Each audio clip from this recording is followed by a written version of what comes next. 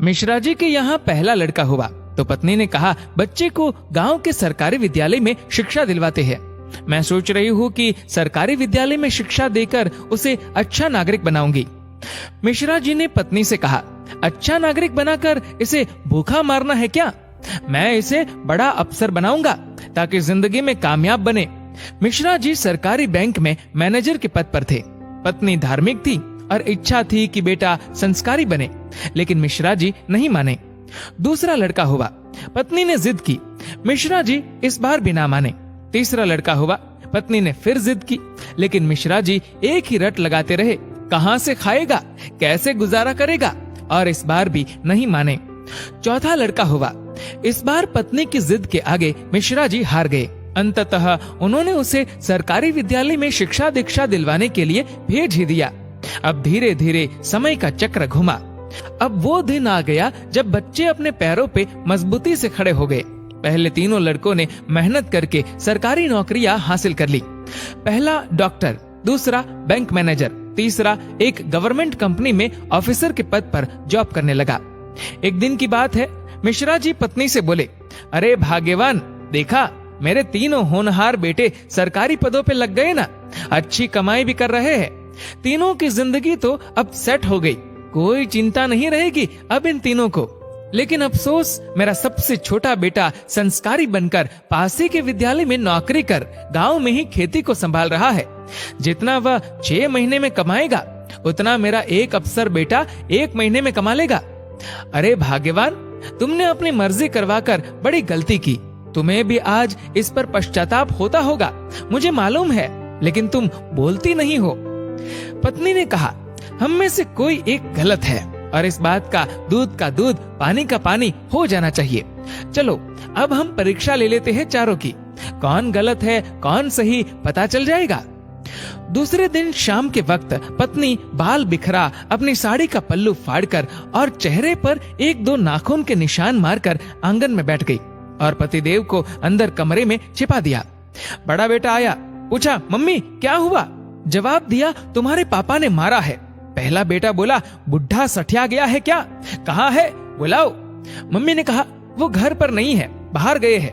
पहला बेटा बोला, आए तो मुझे बुला लेना, मैं कमरे में हूँ, मेरा खाना निकाल दो, मुझे भूख लगी है। ये कहकर कमरे में चला गया। दूसरा बेटा आया, पूछा तो मम्मी ने वही जवाब दिया। दूसरा बेटा बोला, क्या पगला गए हैं इस बुढ़ापे में? उनसे कहना चुपचाप अपनी बची कुची जिंदगी गुजार ले। आए तो मुझे बुला लेना, और मैं खाना खाकर आया हूँ, सोना है मुझे। अगर आए तो मुझे अभी मत जगाना, सुबह खबर लेता हूँ उनकी। ये कहकर वो भी अपने कमरे में चला गया। तीसरा बेटा आया, वजह पता चलते ही वो तो आग बबूला हो गया। इस बुढ़ापे में अपनी औलादों के हाथ से जूते खाने वाले काम कर रहे हैं। इस बेटे ने तो मर्यादा की सारी हदें पार कर दी। ये कहकर अपने कमरे में चला गया। मिश्रा जी अंदर बैठे बैठे सारी बातें सुन रहे थे। ऐसा लग रहा था कि जैसे उनके पैरों के नीचे से जमीन खिसक गई हो और उनके आंसू नहीं रुक रहे थे। किस तरह इन बच्चों के लिए दिन रात मेहनत करके इन्हें पाला पोसा, बड़ा आदमी बनाया, जिनकी तमाम गलतियों को मैंने नजरअंदाज करके आगे बढ़ाया, और ये ऐसा बर्ताव अब तो बर्दाश्त ही नहीं हो रहा। इतने में चौथा बेटा घर में ओम ओम ओम करते हुए अंदर आया। माँ को इस हाल में देखा तो भागते हुए आया। पूछा तो माँ ने अब गंदे गंदे शब्दों में अपने पति को बुरा भला कहा। तो चौथे बेटे ने माँ का हाथ पकड़कर समझाया कि माँ, आप पिताश्री की अर्धांगिनी हो, वो आपके बिना अधूरे है। अगर पिताजी ने आपको कुछ कह दिया तो क्या हुआ? मैंने पिताजी को आज तक आपसे बदतमीजी से बात करते हुए नहीं देखा। वो आपसे हमेशा प्रेम से बातें करते हैं। जिन्होंने इतनी सारी खुशियां दी, आज नाराजगी से पेश आए तो क्या हुआ? हो सकता है आज उनको किसी बात को लेकर चिंता रही हो ना हो माँ, आपसे कहीं गलती जरूर हुई होगी। पिताजी आपका कितना ख्याल रखते हैं, याद है ना आपको? 6 साल पहले जब आपका स्वास्थ्य ठीक नहीं था तो पिताजी ने कितने दिनों तक आपकी सेवा की थी।